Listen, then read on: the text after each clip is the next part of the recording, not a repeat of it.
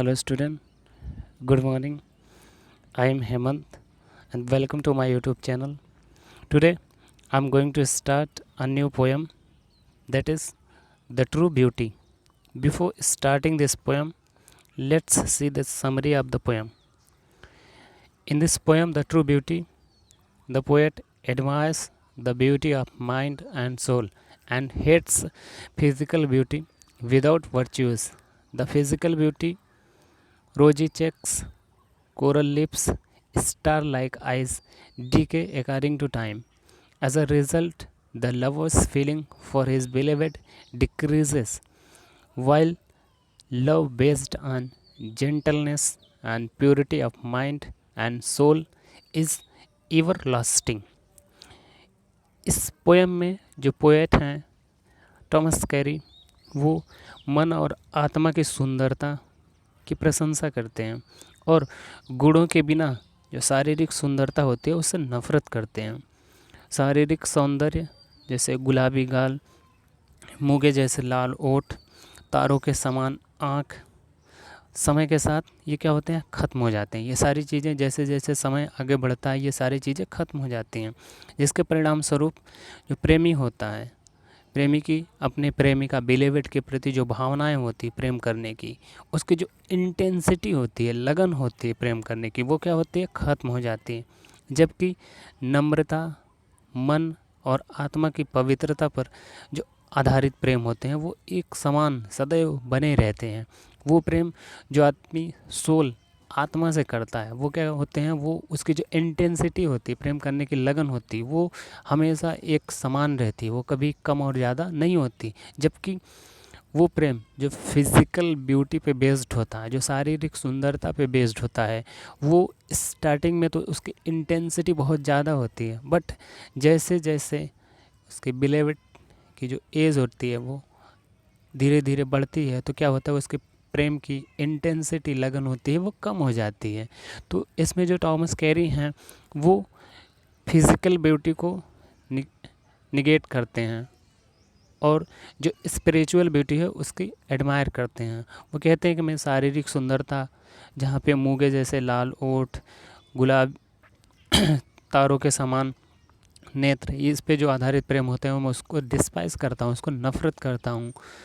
और लाइक क्या करते हैं, आत्मा का प्रेम जो व्यक्ति सोल से करता है उसको वो लाइक करते हैं। इसलिए शायद कहते हैं कि beautiful people are not always good, but good people are always beautiful. खूबसूरत लोग हमेशा अच्छे नहीं होते, पर अच्छे लोग हमेशा खूबसूरत होते हैं। जैसे कि आपने सोक्रेटिस, सुकरात का नाम सुना होगा।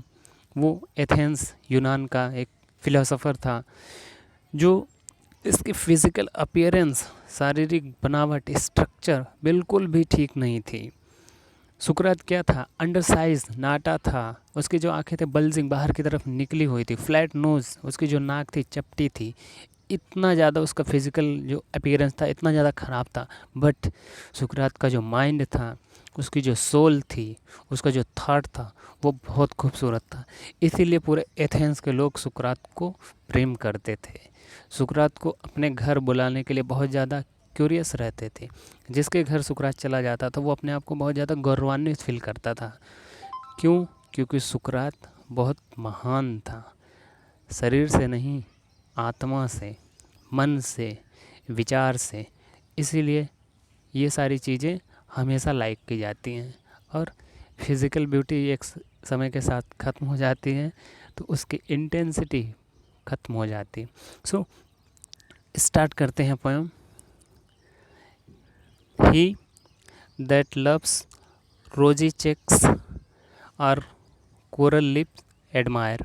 करें, ही दैट लव्स अ रोजी चेक और coral lip admire.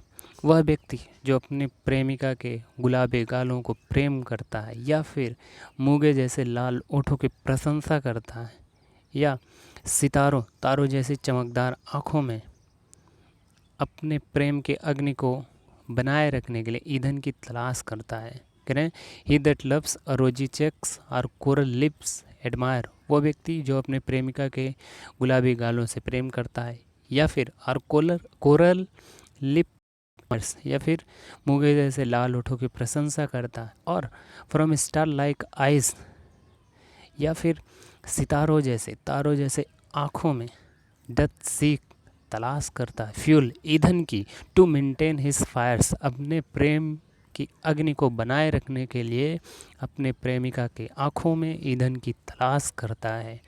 As old time makes this decay, और जैसे ही ओल्ड टाइम आता है, वृद्धावस्था आता है, ये सारी चीज़ें क्या होती हैं, डिके हो जाती हैं, नष्ट हो जाती हैं। क्या, प्रेम करने की इंटेंसिटी क्या होती है, नष्ट हो जाती है। So his flame must waste away, इसलिए उसकी जो प्रेम करने की इंटेंसिटी होती है, प्रेमाग्नि जिसे कहते हैं, वो अवश्य ही समाप्त हो जाएगी। Smooth and steadfast mind, gentle thought and calm desires, hearts with equal love combined, है ना। लेकिन एक समान सा रहने वाला दृढ़ मस्तिष्क, सुंदर विचार, gentle thought and calm desire, शांत इच्छाएं, hearts with equal love combined, तथा समान प्रेम से जुड़े हुए हृदय, कैंडल नेवर डाइंग फायर्स, चिरस्थायी होते हैं, कभी भी खत्म नहीं होते हैं। कह रहे हैं कैंडल नेवर डाइंग फायर्स, समान प्रेम से जो जुड़े हुए हृदय होते हैं, उनकी जो प्रेमाग्नि है वो हमेशा बनी रहती है। Where these are not I despise lovely cheeks or lips or eyes. अब देखिए टॉमस कैरी करेंगे जहाँ पे ये चीज़ें नहीं पाई जाती हैं, समान प्रेम, ठीक। करें आई डिस्पाइज, मैं नफ़रत करता हूँ, लवली चेक्स, सुंदर गालों को, आर लिप्स, ओठों को, आर आइज, आँखों को। करें कि जहाँ पर ये वस्तुएं, ये चीज़ें नहीं होती हैं, वहाँ मैं सुंदर गालों, ओठों अथवा आँखों को घृणा करता हूँ, नफ़रत करता हूँ, ठीक। सो it was a poem, and thank you so much for watching my video. See you in next lecture.